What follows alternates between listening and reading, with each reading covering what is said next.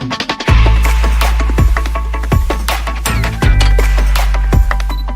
Learners, I guess आपने 2 part देख लिए होंगे सेल ऑफ गुड्स एक्ट के। बहुत मजा आया होगा। अब 7 मिनट सीरीज में तीसरा पार्ट आता है। तो सर तीसरा पार्ट जो बात करता है वो बात करता है ट्रांसफर ऑफ ओनरशिप और डिलीवरी के बारे में, यूनिट नंबर 3। इसमें 3 सेगमेंट है। एक है सेक्शन नंबर 18 to 26 जो बात करता है ट्रांसफर ऑफ ओनरशिप के बारे में। फिर एक सेक्शन है जो बात करता है तू अगर मेरा नहीं तो तू किसी और का नहीं, मतलब transfer of title by non owners, section 27। और लास्ट पार्ट बात करता है सर आपका रूल्स रिलेटेड टू डिलीवरी। तो सर सबसे पहले आते हैं सेक्शन नंबर 18 to 26 में जो बात करते हैं ट्रांसफर ऑफ ओनरशिप के बारे में। बोलता है सर ओनरशिप तब ट्रांसफर होती है जब I+I होता है, जब आइडेंटिफिकेशन ऑफ गुड्स होते हैं और इंटेंशन ऑफ द पार्टी समझ में आता है।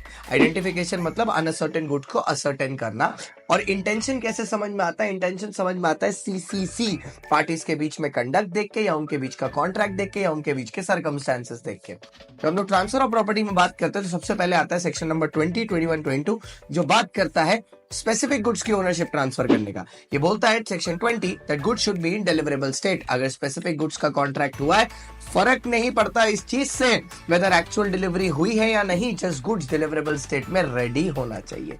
दूसरा पार्ट बात करता है कि अगर 21 में बोल रहा है डिलीवरेबल स्टेट में नहीं है तो आपको डिलीवरेबल स्टेट में लाना है, और 23 आपको टाइम्स बताता है, 22 टाइम्स बताता है कि कब कब वो डिलीवरेबल स्टेट में नहीं होता है। अगर उसका पैकिंग करना बाकी है, या MRP प्रिंटिंग करना बाकी है, या वे करके प्राइस डिसाइड करना बाकी है, आलू तराजू से ले लो, अगर ये बाकी है तो फिर अभी बाकी है ओनरशिप ट्रांसफर होना।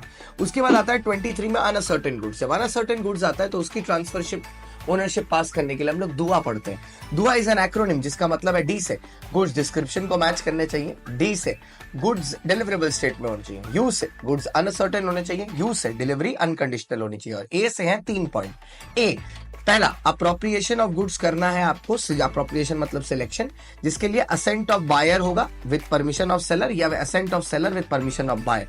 और ये असेंट एक्सप्रेस और इंप्लाइड दोनों हो सकता है। ये असेंट अप्रोप्रिएशन के पहले भी, जब लड़के सब्जी खरीदने जाते हैं बोलते हैं ना सर अपने हिसाब से जो डालना है डाल, तो अप्रोप्रिएशन पहले भी हो सकता है, असेंट पहले भी हो सकता है अप्रोप्रिएशन के, और बाद भी हो सकता है। ठीक है, यहां तक हम लोग ने बात किया।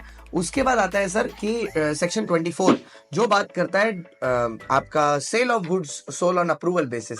अगर आपने अप्रूवल बेसिस पर सामान बेचा है तो अगर सामने वाला आपका सामान एक्सेप्ट कर ले, या रीजनेबल टाइम ओवर हो जाए, या जो स्टिपुलेटेड टाइम है वो ओवर हो जाए, या वो आपके गुड्स के साथ कुछ ऐसा कर दे जो इनकंसिस्टेंट है विद रिस्पेक्ट टू ओनरशिप, मतलब वो किसी और को बेच दे या किसी और को प्लेज कर दे, तो उस केस में ओनरशिप ट्रांसफर मान लेते हैं। आपको गुड्स वापस नहीं मिलेंगे, सिर्फ पैसा मिलेगा। लेकिन इसी के नीचे एक दिया है सेल फॉर कैश ओनली और रिटर्न, जिसमें सर आप जब बेच रहे हो आप सामने वाले को सीधा इंस्ट्रक्ट कर दे रहे हो हमको पैसा ही चाहिए और कुछ नहीं, पैसा चाहिए। तो अगर वो आपको पैसा नहीं प्रोवाइड कर पा रहा तो वो दूसरे को सामान बेच नहीं सकता। उस केस में अगर उसने बेचा है आप सामने वाले से सामान वापस ले सकते हैं। इसमें केस स्टडी भी है R और S वाला। उसके बाद आता है section number 25 reservation of title of disposal. Sir एक आदमी अपना अगर ओनरशिप ट्रांसफर नहीं करना चाहता तो वो टाइटल को रिजर्व कर सकता है। कैसे? डॉक्यूमेंट ऑफ टाइटल को अपने नाम पर लेके, या डॉक्यूमेंट ऑफ टाइटल के साथ एक बिल ऑफ एक्सचेंज अटैच करके, जिससे पेमेंट की गारंटी हो जाए। मामा और हमारा वाला एग्जाम्पल था। नेक्स्ट उसके बाद आया sir section number 26 transfer of ownership. Sir ownership के साथ रिस्क प्राइमा फेसी ट्रांसफर होता है। Risk is prima facie transferred with ownership.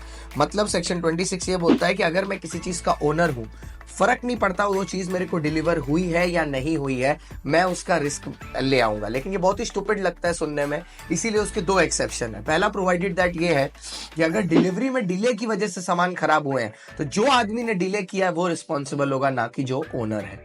दूसरा पार्ट ये बताता है, दूसरा एक्सेप्शन ये है कि लेट्स से सर कि जो बेली है, बेली उसके ऊपर ये सेक्शन अप्लाई नहीं करता। मतलब आपके घर जो कैरियर सामान लेके आ रहा है ना, उसको ये पूरी कंडीशन माननी है, उसके लिए 26 अप्लाई नहीं करता। मतलब he is responsible to take care of the goods. Same बात सेक्शन 71 फाइंडर भी बोलता है कि वो फाइंडर भी बेली होता है, जो आप इसमें पढ़ते हो, क्या बोलते हैं, कॉन्ट्रैक्ट एक्ट में। Next section 27 transfer of title by non owners. Sir transfer of title by non owners बोलता है nemo quad that non habit. इसका मतलब क्या है? No one can transfer a better title than he himself has. अगर बेचने वाला चोर है तो खरीदने वाला भी चोर होगा। लेकिन इसके कुछ एक्सेप्शन, सबसे पहले आता है सेल बाय मर्केंटाइल एजेंट, जिसमें अगर मर्केंटाइल एजेंट के पास गुड्स का पोजेशन है, वो उस तरह के गुड्स में डील कर रहा है और आपने उससे गुड फेथ में खरीदा है, तो आपको वैलिड टाइटल मिलेगा। Section 27 para 2।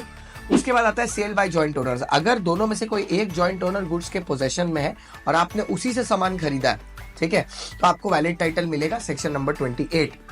अगर आपने वॉइडेबल कॉन्ट्रैक्ट के अंदर गुड्स खरीदे हैं जो एग्जिस्टेंस में था और गुड फेथ में लिया है, सेक्शन 29 आपको वैलिड टाइटल मिलेगा।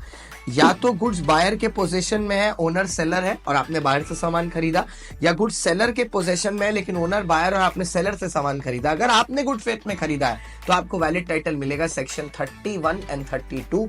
लास्ट में आता है एस्टॉपेल। अगर कोई आदमी अपने बिहेवियर से ऐसा दिखाता है कि दूसरे के पास उसके गुड्स की ओनरशिप ट्रांसफर करने का हक है तो बाद में उसको डिनाई नहीं कर सकता। फॉर एग्जाम्पल, अगर मैं अपने दोस्त की सेकंड हैंड गाड़ी के शोरूम में अपनी गाड़ी क्रेटा खड़ी करके आता हूं तो मैं उसको एक तरीके से इम्प्लाइड अथॉरिटी दे रहा हूं कि वो मेरा सामान बेच सके, ठीक है।